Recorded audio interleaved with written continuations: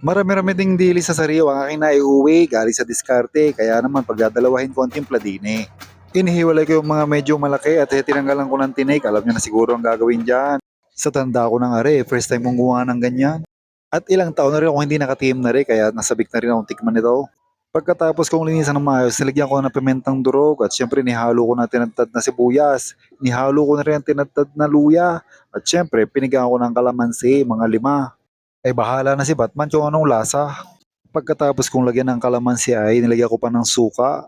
At ang asin ay muntik nang nakalimutan pa.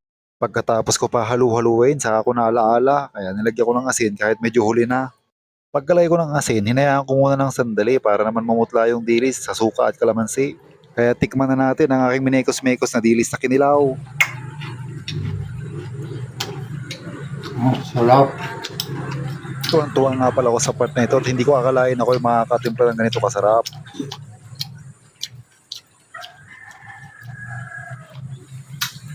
Sarap. Nung pagkatikim, dinumpisa ko na rin ang paksiw at sabi nga pala ng nanay ko, mas masarap daw ang paksiw pag ginisa muna ang mga sangkap.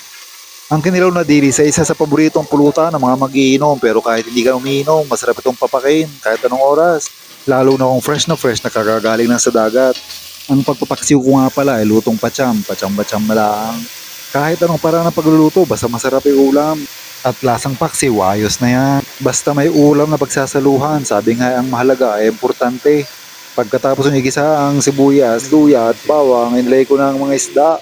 Dinagdagan ko na rin ng suka at syempre nilagyan ng asin bago takpan ng kasirola. Saka ako nilagyan ng tubig nung malapit ng maluto. Pinakuluan ko nga rin pala yung mga tinanggal kong ulo at bituka para naman sa mga alagang aso at pusa. Dahil malimit sila yung nagsusuka pag kumakain ng sariwang isda. Kaya maganda, medyo niluluto muna.